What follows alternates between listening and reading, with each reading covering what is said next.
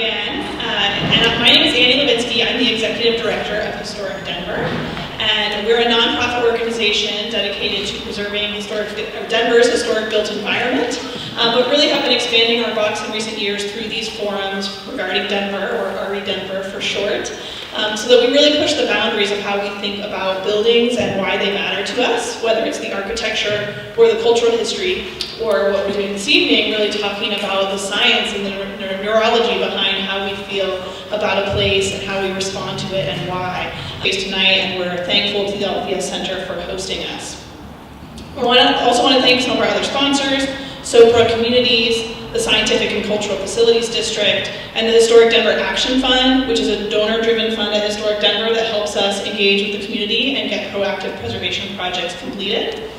I also want to thank some of our other nonprofit partners, the Institute for Classical Art and Architecture, of which one of our speakers, Don, is a leader, and I know we have some other members in the audience, a great nonprofit with programs of its own. The Denver Architectural Foundation, which always helps us promote these and is another great partner. And then the American Planning Association Colorado Chapter.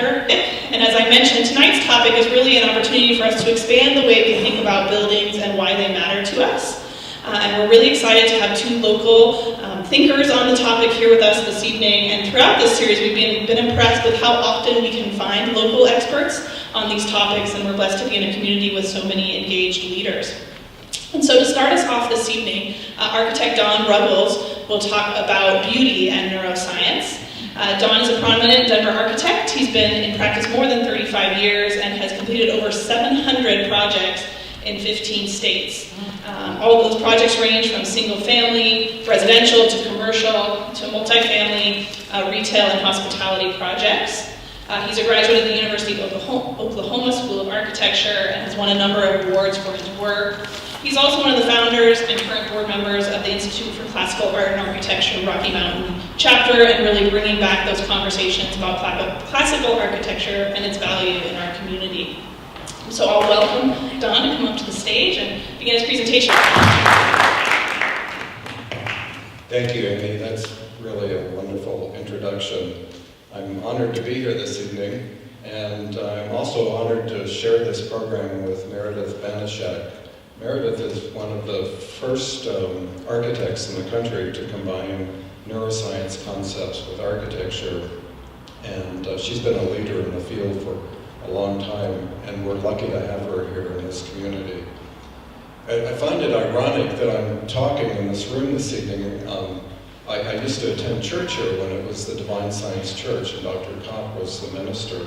So I've spent many, many mornings sitting where you are, observing this architecture, and I had no idea that one day I would look deeply into this pattern that is this room, and seek to understand what that pattern is and what it does to us emotionally and physically. And it's pretty remarkable. And as I'm presenting this information this evening, you might look around and start to reflect upon what I present and what we're sitting in. And it's not an accident that Meredith called the ceiling beautiful. And I think in a few minutes you'll know what I'm talking about. Beauty for the past century has been the forgotten word in art and architecture, and much to our detriment, I believe.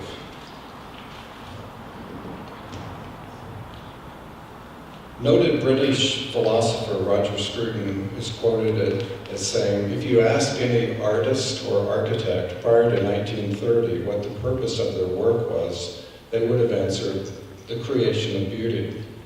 Roger Scruton has written a number of books on art and architecture and the philosophy of those disciplines. Other philosophers that also have approached the subject of beauty is Plato and Aristotle and Thomas Aquinas, most notably. And architects that have written about beauty were Vitruvius, Alberti, Palladio, Christopher Wren, Thomas Jefferson, and Frank Lloyd Wright. All put forth the idea that beauty is good for us. I propose that we need to bring back the emphasis on beauty, and I'm not alone. The quote on the screen is by the noted modernist Renzo Piano from an interview last spring on the Charlie Rose program. As with many architects and artists, Mr. Piano seems to be realizing late in his career that we had been missing an important component in our design vocabulary. At this point, I'd like to present a video of some of the most remarkable buildings in the world that exemplify what Mr. Piano calls the profound quality of beauty. 10 years ago, I was asked to give a talk on beauty and timeless design, and the preparations for that talk initiated a 10-year process of research that led me to the Academy of Neuroscience for Architecture at the Salk Institute, and subsequently to looking into psychology and biology and looking for insights. And here's a little bit of what I found. Have you been in a room that you didn't feel like leaving, that made you feel whole and nourished? Or are there rooms that you seek to avoid, that you sense you have to leave as quickly as possible, that make you feel agitated? A more general question is, are you subconsciously aware of art or architecture that you routinely approach or avoid? These are questions regarding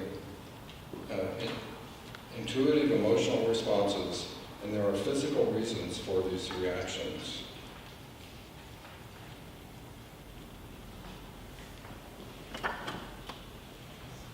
Beginning 2.5 million years ago, during the Pleistocene period in East Africa, our evolution encoded our DNA with preferences for certain scenes, events, and patterns, and our perception systems evolved to register aspects of the external world that were important to our survival and the pursuit of pleasure, the two most fundamental goals of life.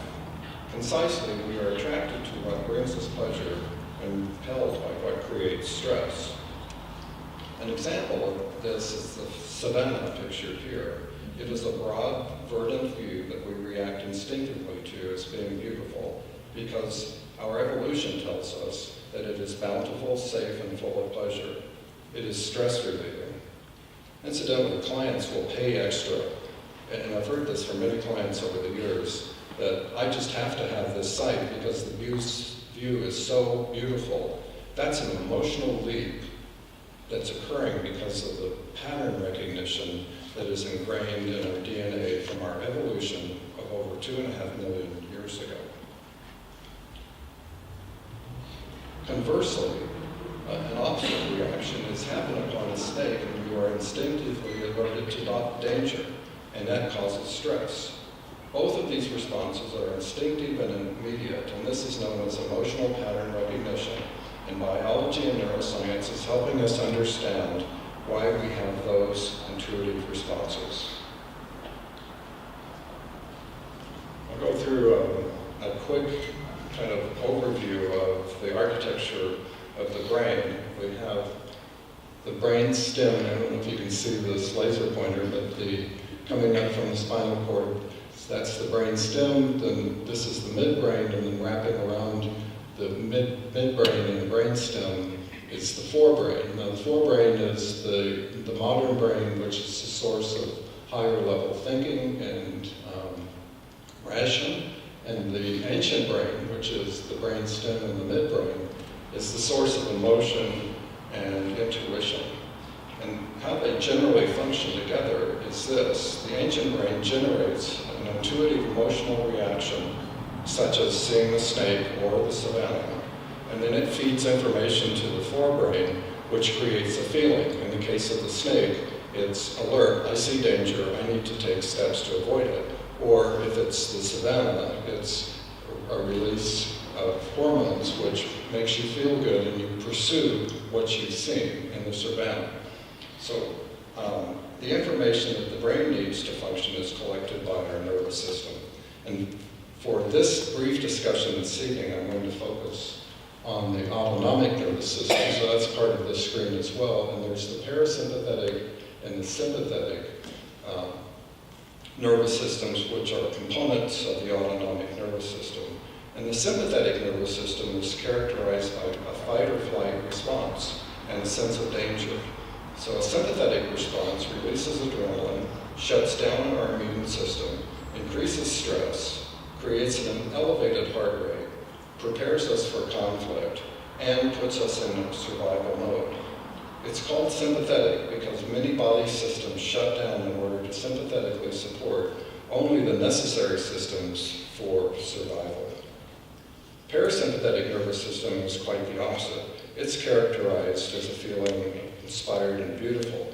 So a parasympathetic response releases endorphins that elevate our mood, opens our immune system to function at maximum capacity, improves our cardiovascular system, relieves us of stress, prepares us for rest and relaxation, and puts us in a pleasure mode. That's an important component that I'll talk a little bit about later. Meditation, mindfulness, and yoga all strive for the parasympathetic mode, incidentally. The point of this is that humans over millions of years have evolved sophisticated and automatic response mechanisms that tie our cellular biology to our surroundings. That's encoded in our DNA. So with this information, let's look at a definition of beauty.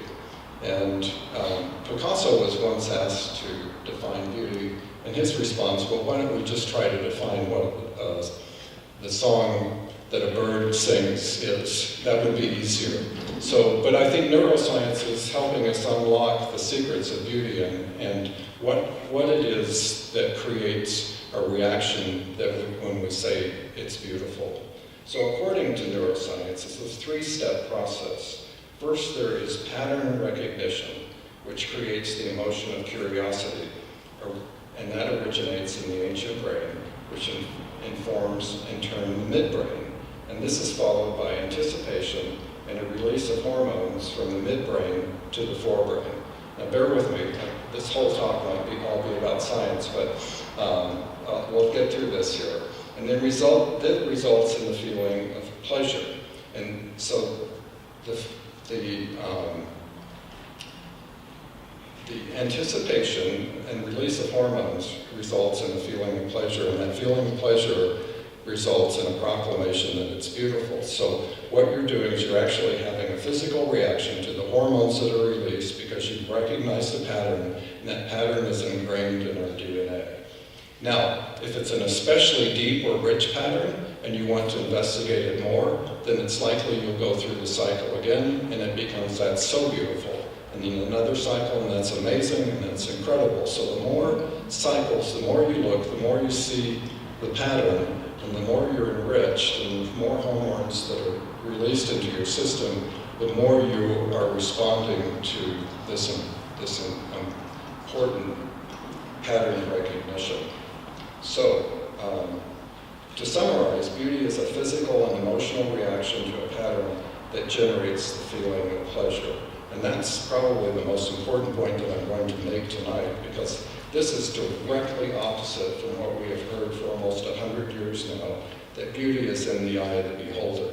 In fact, it is common to us all due to our common evolutionary history. Most importantly, it puts us in a parasympathetic response mode, including all of the important health and well-being benefits that go with that response. So beauty actually improves our sense of well-being, and it releases stress, it activates our immune system, lowers our heart rate. It has tremendous health benefits for us.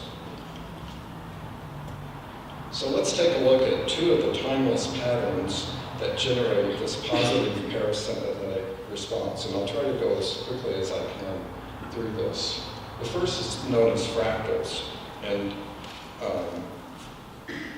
fractals are defined as nature's beauty and have inspired men for centuries to create masterful art and architecture solutions. Fractals are defined more precisely as mathematic definitions of natural forms and characterized as self-referring geometry. Now, fractals are a recent development conceptually because of the computer, so we're able to analyze naturalistic forms and convert them into mathematic formulas, and it's made particular difference in movie making. So many animated films and science fiction films are based on fractal geometry and computer generated scenes. So the fractals are a new idea, certainly utilization of nature's patterns is not new, but the generation of mathematic solutions for naturalistic forms is a recent idea. So here are some examples. So let's take a look at. So this is a cactus flower, and what's interesting about the cactus flowers, this is a descending geometric scheme, so the leaves on the outside are the same proportion as the leaves at the core. Those are much smaller, obviously, but they're all the same descending proportion system. So it's a self-referring mathematic system. And in this case, it results in a logarithmic curve, which is one of nature's most inspired forms. So we have a descending mathematic form, which results in a logarithmic curve, which is, one beautiful idea overlaid onto another. Here's a basaltic stone formation on the left, and on the right is the village of Santorini, Greece, which mimics intuitively the same fractalized pattern that exists in the basaltic stone formation. Here's a sunflower, close-up of the center of a sunflower, and on the right is the Mastodon in Malta, Italy. So you can see the obvious similarity between the geometries. And this is a close-up of the leaf vein pattern, and on the right is the city of Jaipur, India, which is an ancient city. So the pattern that evolved as this was built, one structure after another, equal, ironically, but intuitively and instinctually, the leaf pattern. So another important pattern would be the 9-square pattern. That's the one I'm going to talk about the most this evening. So I've kind of raced through the fractal for time reasons this evening. But 9-square is probably what I call man's most profound path to beauty. And this is a home that we completed not too long ago. And it's a Georgian-style home that, and having used this style many times over the years, we started to notice that this style generated a lot of "it's beautiful" comments, and we weren't sure why. We knew the theory of beauty says that beauty is recognizing a pattern that generates curiosity that results in a pleasurable experience, and we wondered if there was a pattern in this house or similar houses that people were responding to and causing the statement, "it's beautiful." So we started to look into that. And we knew that the Georgian house was tied to Palladian architecture, which then is also tied to Roman architecture, which is rooted in Grecian architecture. And we asked, could there be a link between beauty, the 9-square, and thousands of years of architectural history? So we started to look more closely. Now, when we say 9-square, we're really referring to a pattern that I will call left, center, right, top, center, bottom. And here's an example of how the 9-square is applied. And this is a home that we designed. We had no idea it was going to turn out to be a 9-square diagram. It's just what we did instinctually to make the home look right on the site. And then when we started looking at this and investigating the 9-square, we took the elevation, overlaid the red lines onto it, and you can see the 4 lines create 9 distinct. But what I want to point out is the entire assembly here, the building on the left, the guest house on the right, and the stair in the center, that's left, center, right. And then looking at the building, the taller building, the top is the roof, main body is the center, and then the bottom, of course, is the bottom. So left, center, right, top, center, bottom applies to the entire composition. It also applies to the building on the left, it applies to the stairwell in the center, and it applies to the guest house on the right. So that is a fractalized idea that is occurring in this elevation. We had no idea that we did that. It just instinctually happened. So then we started to look at different root patterns. So we established the simple 9-square in the upper left, and we changed the proportions and increased the center and diminished the edges. And here we create, up in the upper right, we created an asymmetrical pattern. Then we flipped it over and created a positive space out of the negative space, which became the heavier lines, and then the heavier blocks here in the center bottom. And then on the right, we call this intuition. So it's an articulated idea that's incomplete, but the mind's eye tends to complete that. And we actually have drawn buildings utilizing that pattern. So now applying that 9 square to the fractalized idea, upper left is the complete 3 by 3, 9 square. Then breaking one of the increments down into another 9 square, so the bottom center is broken into 3 by 3 increment, and then we took one of the increments out of that bottom center and broke it into another one again. So it's a descending geometric scheme. Then we applied that to a townhouse facade, so you can see the overall building is a 3 by 3, then it breaks down into the greenhouse area in the center, and then that breaks down into the area around the door. Again, left, center, right, top, center, bottom, over and over and over. Then we went inside and looked at the fireplace wall. We started with the columns and the crown molding and the wainscot, and that generated the top, center, bottom. Then we looked at the overmantel and the mantel, and that's another 9 square scheme, and then we looked at the mantel, and that too is a 9 square scheme. So, descending, geometric, self-referring, mathematic sequence. So we'll look at some of our most beautiful and iconic buildings worldwide, and we started to notice pretty easily that the 9 square occurred over and over. So here's the Parthenon, the plan on the right. There's so many 3 by 3s in this plan, over and over and over. It's self-reinforced. And there's the elevation. We're just showing one. There are many on that elevation. There weren't enough. If I overlaid all the lines on there, it would have been unreadable. This is Villa Rotunda by Andrea Palladio. He made a career out of the 9 square. Here's the plan on the right, the elevation on the left. We chose in this elevation to feature the portico, but the 9 square actually carries down to the window mullions, how windows are placed in the base course, the placement of the stairs. I mean, it's over and over. This is considered one of the most beautiful buildings of the Renaissance. This is called the most beautiful example of Islamic architecture on the Indian continent, the Taj Mahal. It's 9 square personified down to the tile patterns, which are 9 square, the window patterns are 9 square. It's over and over and over. Hence the proclamation, the most beautiful Islamic building on the Indian continent.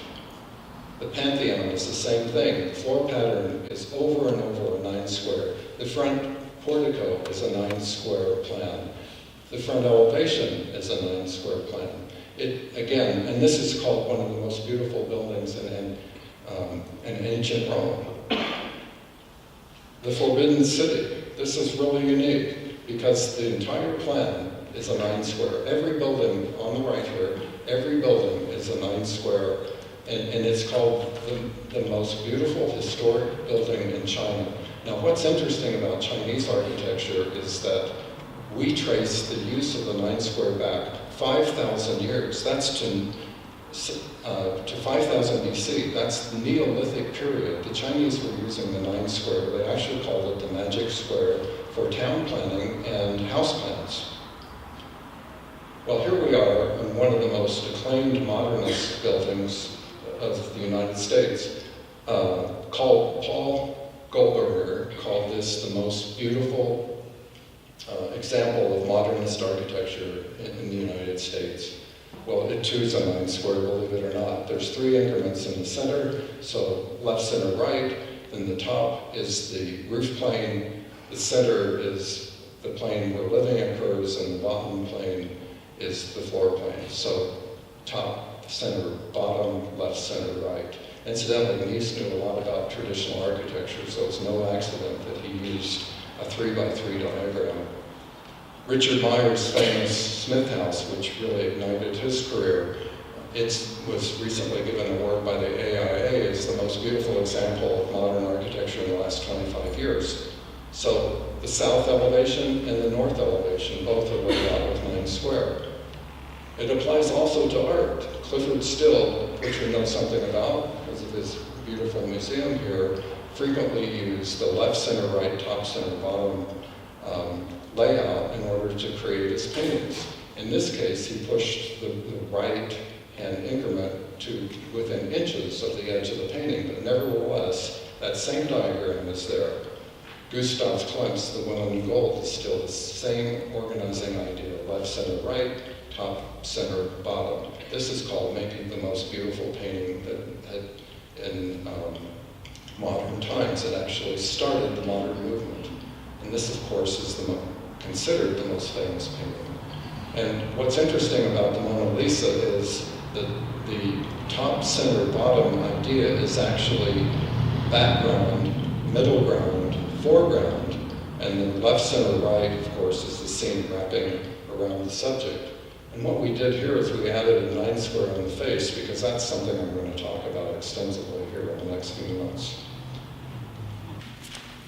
So this overview of some of humanity's most beautiful and iconic works of architecture and art indicates that the utilization of the 9 square pattern is an important component of these beautiful works of art. We are born with intuitive inclinations to read patterns, and this one pattern and the deep pool of variations that have evolved are fundamental to our understanding of beauty. The emotion of beauty in this instance is a reaction to a pattern, and that pattern is the 9 square. So again, the register of the 9 square is in our emotional DNA, and when we see it, we react positively to it, and it creates the proclamation that's beautiful. So we started looking more deeply to try to find out why would that pattern be occurring so extensively across centuries on every continent. So we're looking at children's drawings. If you look at any child's drawing of a house, it's windows up, windows down, and a door in the center. There's a scholar in London College, City College, who has collected children's house drawings from around the world. And it doesn't matter what continent it's from, or country, or culture, the drawings are all the same. It's window up, window down, and door in the center. So what is the origin of this pattern, and how did it come to be? When a child is born, they don't have clear vision. In the first moments of life, it's a fuzzy vision. So hence the fuzzy picture on the left, because I'm trying to indicate what a child would see in the first moments of life.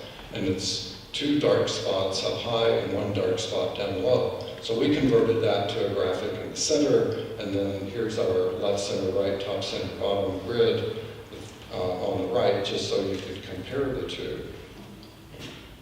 65% of the baby's neuronal structure at birth is given to face recognition, and that's really incredible. A baby has to find a face in order to survive, and if they don't, then they're not going to be taken care of.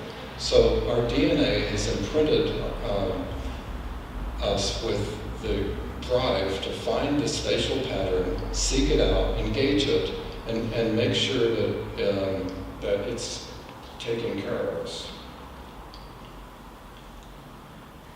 So face recognition scientists have looked extensively at this, and the top row are patterns that babies will engage with. The bottom row are patterns that babies won't even look at. And it's really, really fascinating because the top row is all heavy-weighted, similar to a face, and the bottom is not similar to a face whatsoever. So really fascinating that a baby has the ability to discern that from almost the immediate first instances of birth. Here's a townhouse facade with a face overlaid onto it. Then we put the grid on it just so we could show you the similarity between the townhouse facade, the facial grid, and the 9 square.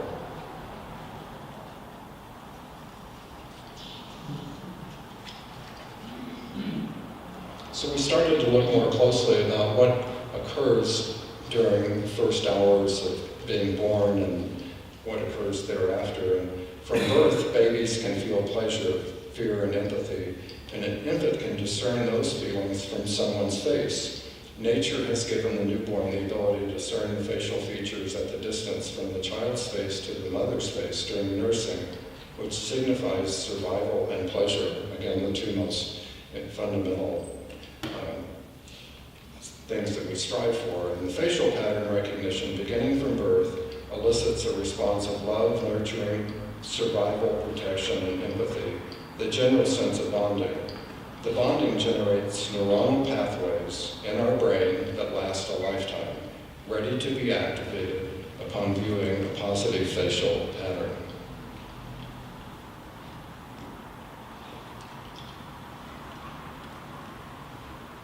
From a neuroscience point of view, the bonding activates the mesolimbic pathway known as the hedonic tract.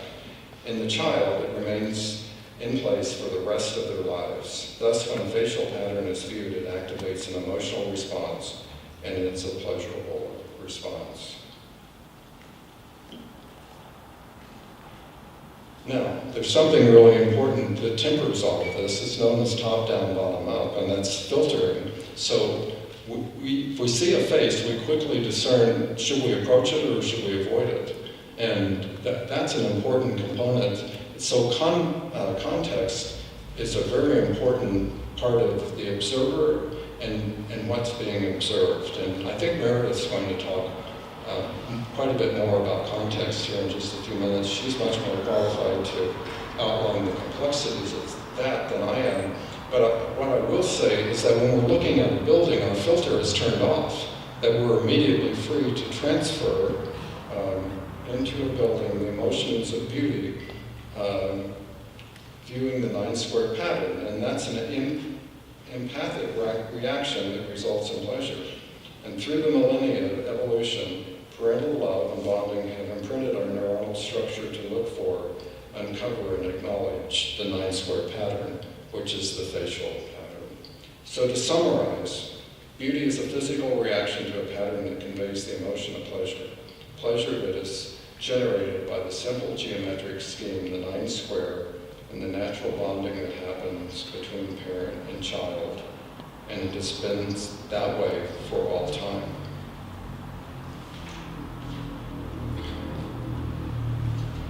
So progressing forward with this information, we ask, what is the use of this information?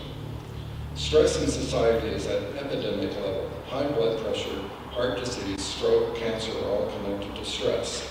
Cardiovascular disease caused by stress is the leading cause of death in the U.S. Hypertension affects over 50 million people in the U.S. alone. This literally shortens your life. By thinking about stress through the lens of our autonomic nervous system as an adrenalized sympathetic reaction, we might say that society today exhibits all the symptoms of excessive sympathetic stimulation. Art and architecture play a critical role in this. 80% of our time is spent indoors. 100% of our time is engaged with architecture. Because of this, we have an amazing opportunity to reduce stress in society and improve our health and well-being. Here we have 3 graphics depicting the interaction of the sympathetic and parasympathetic. So on the left is the famous diagram, the yin and yang diagram, which you've seen before, and this is titled homeostasis, which is balance between parasympathetic and sympathetic. The proper balance between those two nervous systems equals a sense of well-being. We've translated that into design. So the proper balance between sympathetic design, which is unique, exciting, interesting, and parasympathetic design, which is beautiful and unique. If you have the proper balance between those two components, then you're creating a balanced design. The graphic on the right, I'm afraid, is where we've been in recent years, with all the weight being on the sympathetic side. So it's an unbalanced, stressful situation that we continue to build here in society. Architects have many responsibilities, and generally the profession does an amazing job of managing all of the responsibilities. Too often, though, the work is finished when the tasks are completed without considering beauty. I believe that beauty needs to be the unifying force that binds these tasks together. One path to beauty is the utilization of the timeless patterns of natural fractals and the 9 square. No doubt there are other patterns to be identified. Neuroscience, biology, and psychology have provided architects and artists with information and the means to improve our environment and the health and well-being of society in general. We should make use of this information to improve our lives. I opened this talk with a quote from Renzo Piano referring to beauty as one of the important emotions in life. I hope that I have demonstrated some of the reasons why it's so important. I will close with another quote from Mr. Piano from the same interview. I quote, "Beauty can save the world, one person at a time. I am quite sure of that." And I would add to that, wouldn't that be beautiful? Thank you so much. I've enjoyed presenting this.